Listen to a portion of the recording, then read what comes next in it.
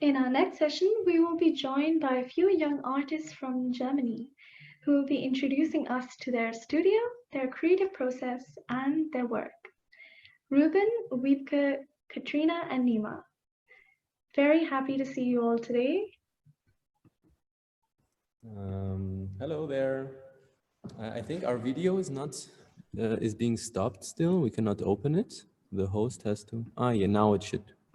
Yeah? Can you see us? Yes, we can see you. Hello there. Very nice to see you.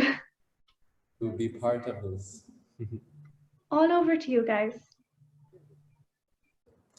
Well, hello everyone. Hello to the viewers out there. My name is Nima, and we are all artists who are working and studying in Dresden.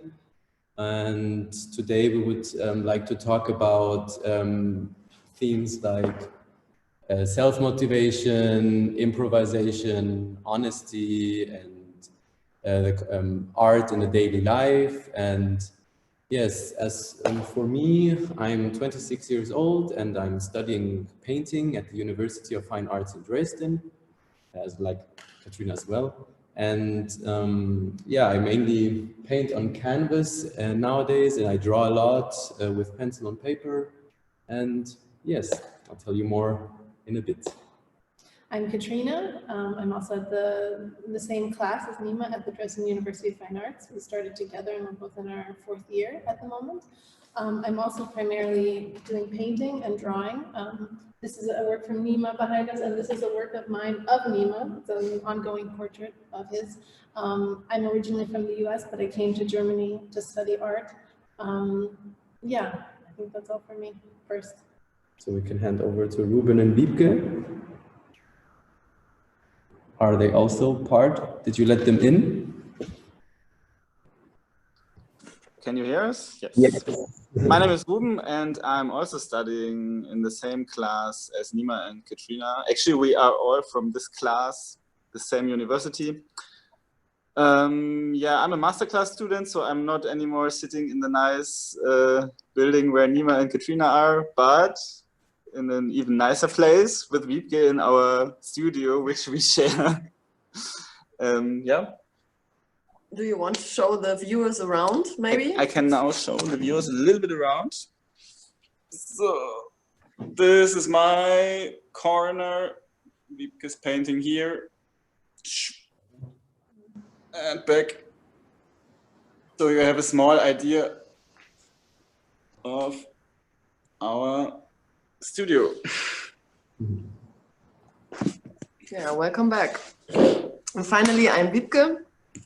As you have already heard, I used to study where the 3 are now still studying. I also went to the University of Fine Arts in Dresden, and I did my graduation in 2018.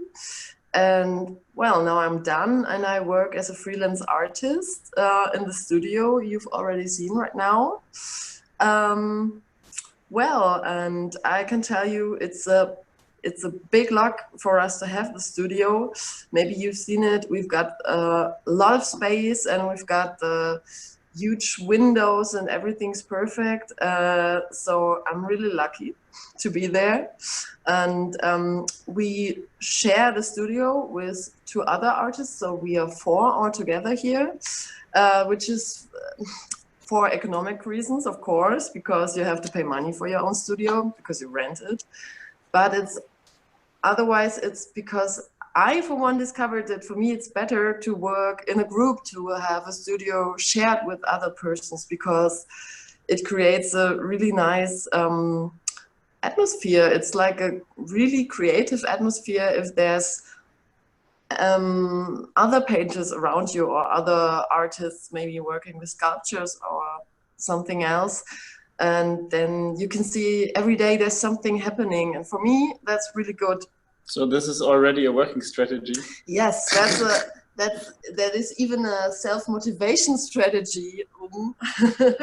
Because I used to have my own studio after my graduation, but then I had kind of a cabin fever, and I discovered that it's not good for me to be on my own, working all day on my own. So I moved out back to the university, went to Ruben's studio and worked there for a while until this studio was able to have it. And then I invited Ruben after his graduation, and yeah, it became really nice to go here every day. And so the company of other artists around you, and in your case the other students, I mean, it was always the case for me. So the other students in the painting class, we are all from the same painting class, and for me the other students were always a very important factor. So I also tried to be around the ones who are always there, so you get motivated yourself. And I don't know, how is it with you? Do you work better with others around?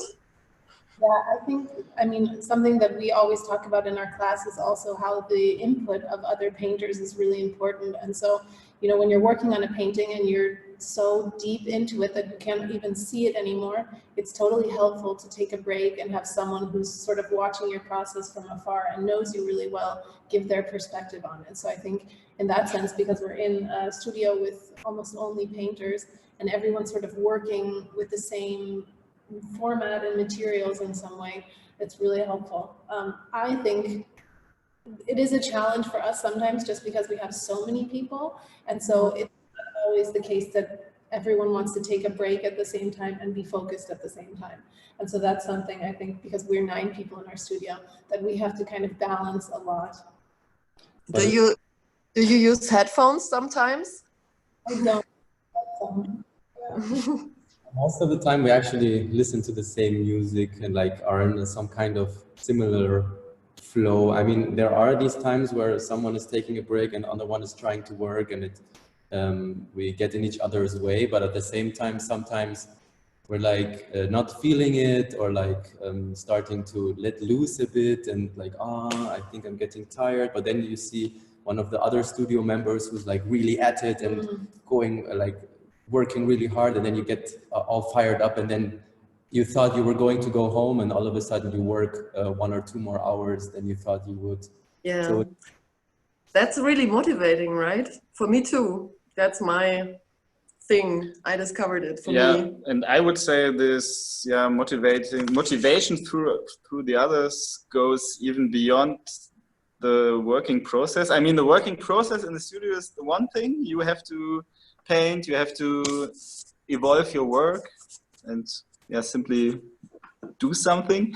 But then that's not the only thing an artist has to do. I mean, we have to build up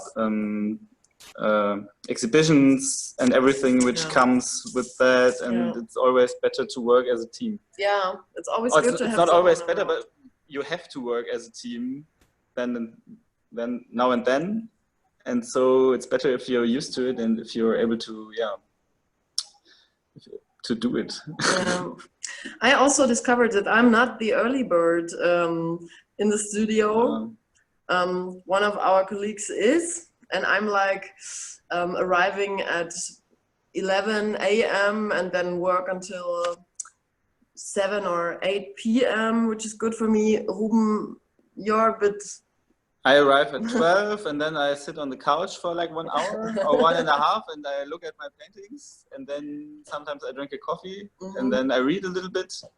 And then he turns on really fresh music, which is kind of motivating for me too, to work further. Yeah. How are you? When is your perfect concentrating time?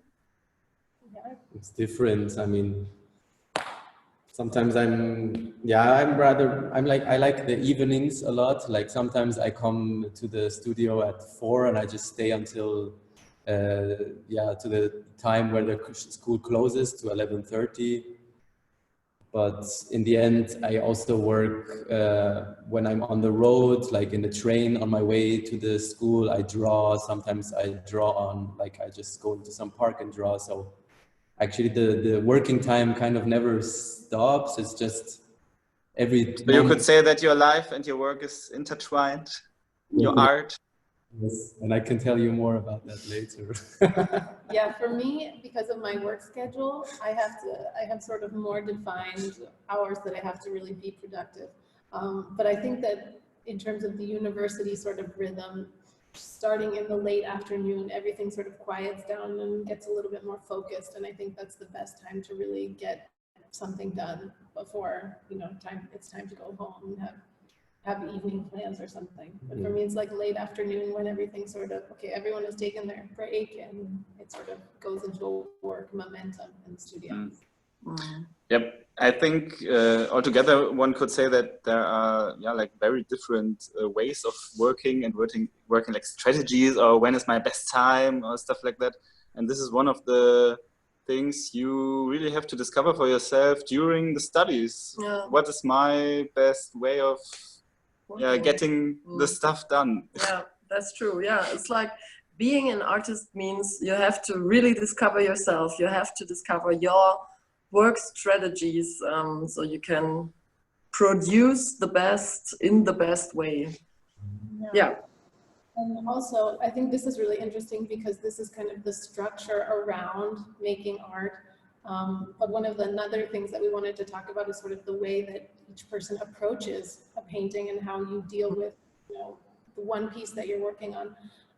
And I've been thinking a lot recently about improvisation and how big of a role that plays in my work, or how big of a role I would like it to play in my work, just because I think it's really easy, especially with paintings, to sort of get, at the beginning, everything is very open and undefined, and then there's a point where it starts to feel in my work sometimes like I'm just working toward the end. And so lately I've been trying to sort of stay open and stay in the moment and react to the painting in a way that's not just in a tunnel, sort of. And it's a real challenge, I think, because this sort of constantly reacting is really difficult. And it's sort of like I think the beginning is in some ways really exciting, but it's sort of to keep the spirit of the beginning the whole time. And I'm interested in what you guys think about this sort of being present and reacting to the painting as it evolves. Well, I am completely different to you. When I start to paint, like putting the brush in my hand, it's almost done, you know. I'm planning so much before I start to paint. You know, I build the canvas, I draw it. Everything is structured, and I just have to just paint it down. And sometimes there's reaction, but there's not much. I'm pretty focused on my plans and my ideas, on which I work in front of or before I start to paint, and then it's really close to what I thought in the beginning. And the beginning for me is the most exciting thing of painting, you know, because there I'm free to discover how it's going to be structured, how the composition is, or how I wanted the colors to be, and then it's like just doing, you know. The idea is first, and then it's just doing. So I need to motivate myself and the finishing is also exciting, because then you see in the end if it's really your idea what's done, or if it's close to your idea. Yeah. Yeah, it's actually pretty much the same with me. I'm doing lots of drawings at first, and then it's just like you. I built the canvas exactly in the right proportions as I made my drawings, and then I start painting. And then there's always a little bit of a dry period where the painting sometimes looks really shitty, in my opinion. but then if you get it across this mountain, then that's the last stuff you're doing on it, then it gets good.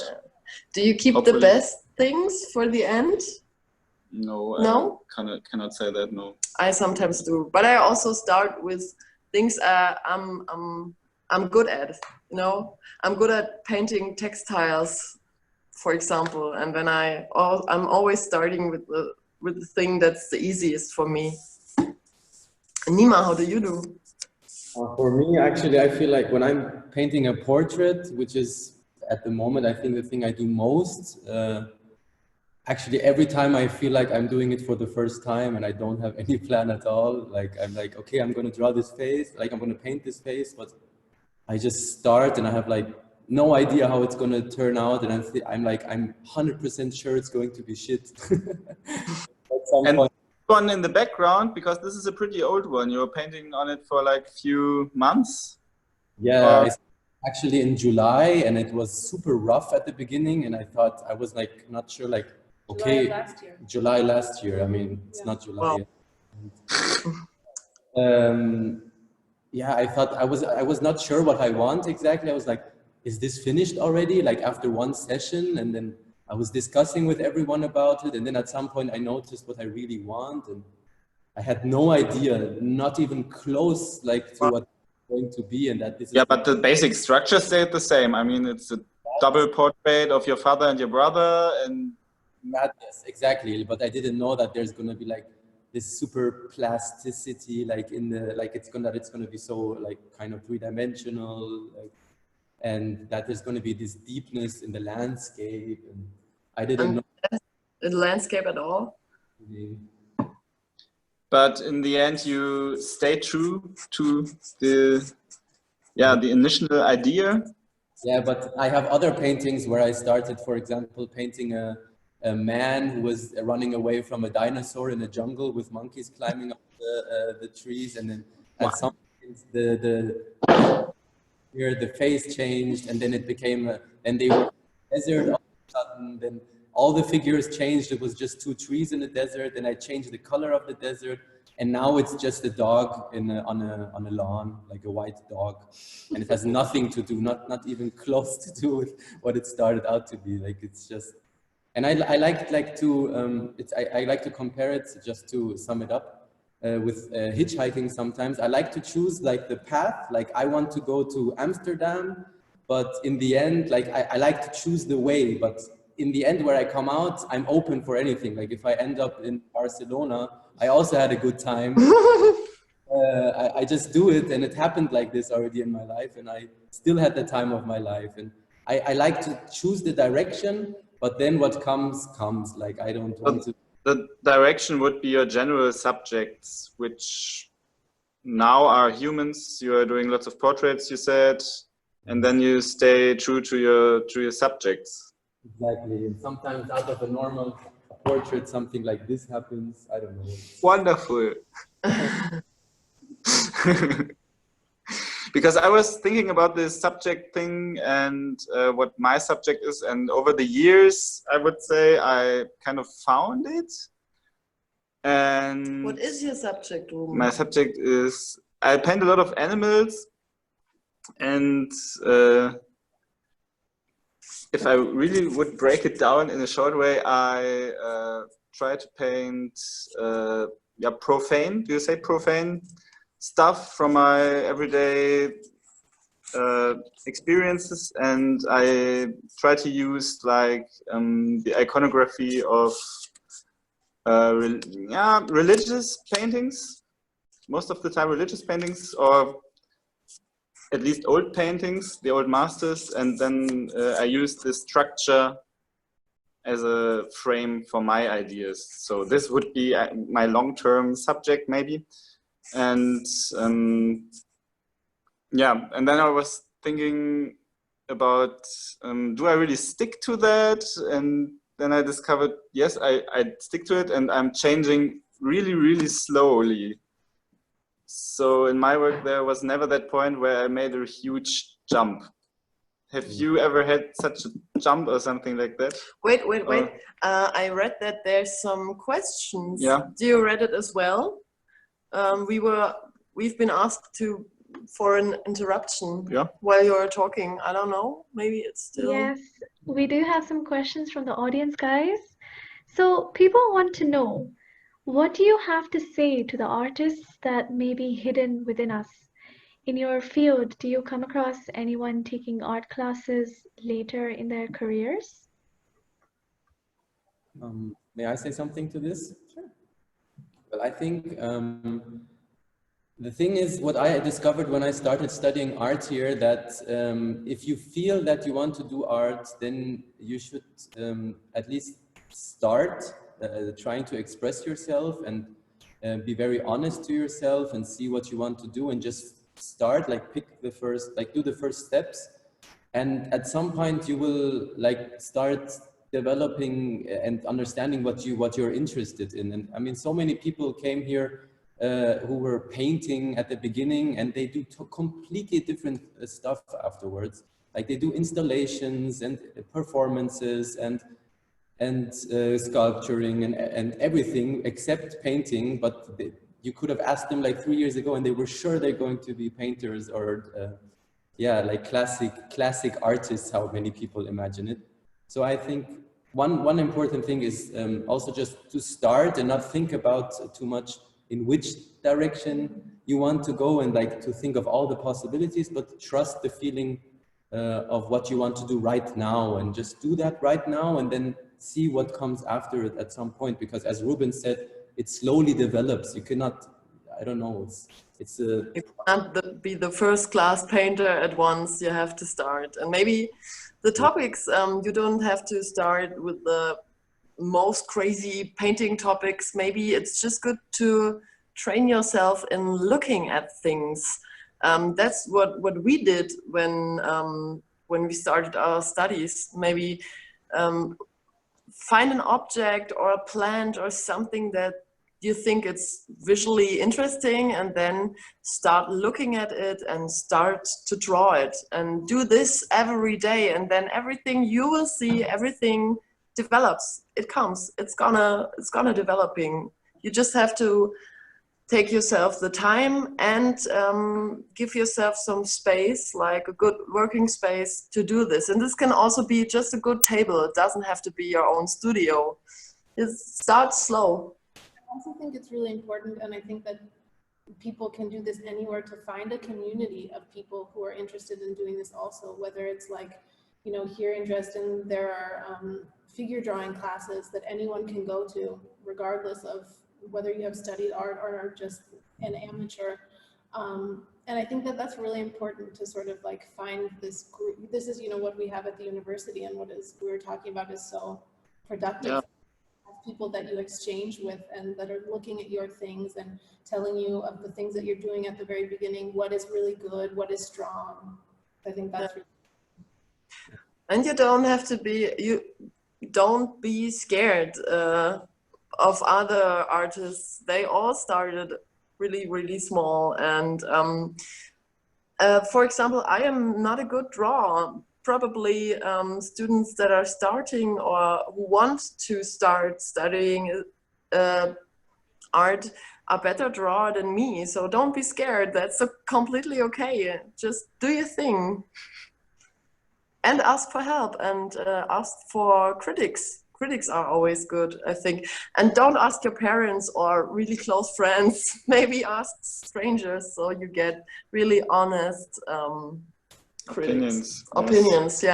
Yeah, but in the end I think it's like a little bit like a circle. The community is the important thing, and this is what in the end art studies is about. The community, the other students, I mean the professors and all the other like teachers too, but actually you don't have so much time with them. You have lots and lots of time with your fellow students, and so it's the community and just the place and the time. Yeah. And then this is given to you, and then you've got even more time with yourself. So discover what yourself want to do, and what makes you a good artist, and what do you think are good paintings for yourself. I really love that. Really, really love that. So another question that we have, someone asked, how do you deal with a creative block? You know, periods of times where you can't produce anything because nothing is coming to you. I stopped doing stuff. Yeah. And then I read more. I read books, and I don't know, when I have the feeling that I cannot. I mean, in my case, it's painting. When I have the feeling that I can't paint, then I don't paint. Yeah, that's a good thing. That's a really good point. It's a really important point, because everyone has that blocks, every artist has them, and it's not a bad thing. You don't have to take them bad, you have to take them serious, and maybe then it's time for some other things. Get yourself some other input, maybe try to do sports or something, and then it's gonna come back. It's just the usual. And if you work as an artist for longer times, then you will see that there's periods in your work years where it's always usual to have like a sort of block, and it's okay. You have to learn to deal with it. You have to, don't fear them. Oh, Nima, Katrina, what do you think about that? You have to be patient with yourself, and not, most of the time when I have the feeling of I'm not getting farther with what I'm trying, it's because I've sort of lost the joy of the process and I'm stuck in sort of the result. And so for me, it helps to sort of change tracks and either take a break or come back to the really simple things like drawing or painting, things that I don't have a lot of expectations about, and I'm just kind of like reconnecting with the fun of painting and drawing, which is the reason that I started studying art in the first place. And that sort of gets me back into the bigger things that I want to actually finish. Yeah, and I also think that it's very important, like as you all say, like to just also trust in this blockade that you cannot work, and yeah, trust your body. Don't be too hard to yourself, and be sure that it will come again when the time is right. And I've experienced when I, for example, have some projects abroad, or if I go for holidays, or if I have to go more outside to earn some money or something, and then I get kind of disconnected, I think, in first place, like with the studio and my paintings. Which is necessary sometimes. Yeah. What did you say? It's necessary sometimes. Then I come back to the studio and I see it's not like I didn't develop. Like I come back, and sometimes I feel like I made actually a huge progress. Like I knew all of a sudden exactly what I want to do, and before I was just like losing myself in some detail, and then I get like the bigger picture. Somehow all the ideas get sorted again in the brain, and it sometimes helps actually. It gives you a lot of clarity. Yeah, it's funny, but what do artists do on holiday? Nothing that's got to do with art. We're used to... I mean, I like to visit museums. Well, but... And drink coffee. Yeah. Do you remember the time when we went to Italy with 3 other art students? Yeah. And we did not, we've been there for 10 days, and we've been to Siena and to Florence. And what did we do? Shopping, drinking coffee, and sightseeing. There was not only one museum we visited, but it might have been good. Like you said, we needed that disconnection.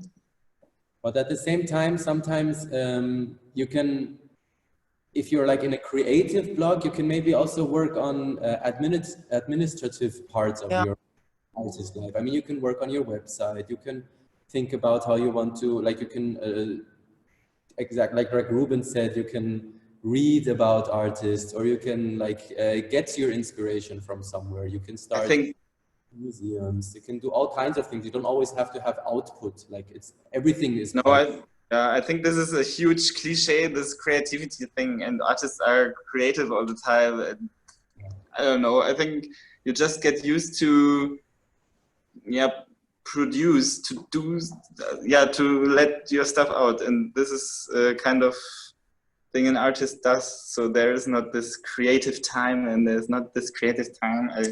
Well, the ideas are coming when they're coming.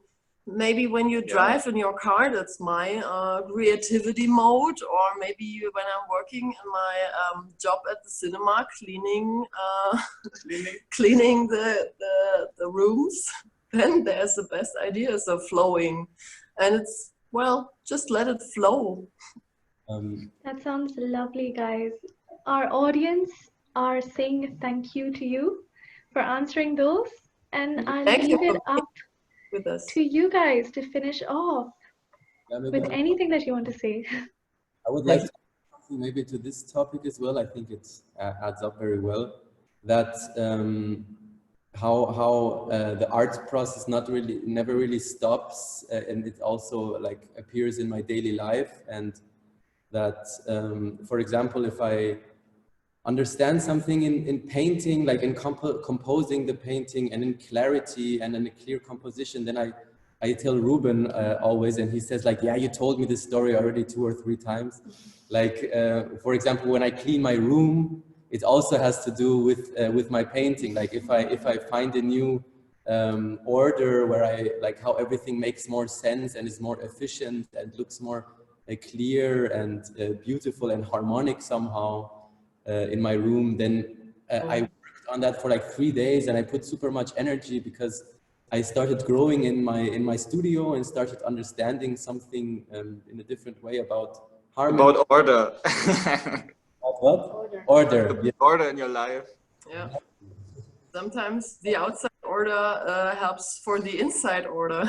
Exactly. And it's really not, and that's what I think, like if people have already, everyone has this kind of system in them, like how they approach things, how they think of something as clean or tidy or like beautiful or efficient. And that's why what's interesting about art is that it's just the expression of this in a clear artwork, for example, in a painting or sculpture, and we learn how to express it more clearly in a way what we find most beautiful maybe, or what we want to maybe share. But in a way, I see that lots of people come from all kinds of fields, like someone studied biochemistry and has his system, someone is a carpenter and starts studying, someone was a studied math. Katrina, for example, studied international relations, and everyone comes from somewhere else, but it doesn't like everyone has their system and they can express it. And actually I think everyone in that sense is also an artist, but some people, like the artists, which we call artists, they are the ones who show it like somehow, like they miss it, but everyone actually has this system and they could create something beautiful. And yeah. I think that's the best conclusion. Yes, good words for the end. Well, then we just have to say goodbye. It was a pleasure. Yes. Nice for having you. Yeah, thank you. And here's our Are we already out? I think so, yeah. Yeah, it was fun. Yep, thank you. You did a good job, Ruben. Bye-bye. You are not... Not out. Okay, let's talk about some other things. Questions, maybe? I think Nima said enough.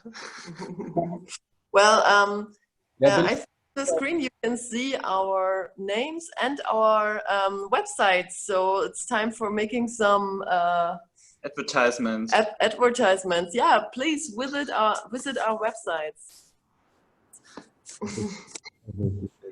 So I'm thanking you all. It was really nice to listen to you and to listen to your personal experience about art and your personal life. It's really nice. Thank you very much. Now we will see a sneak peek of our next speaker, which is actually the last one for the day.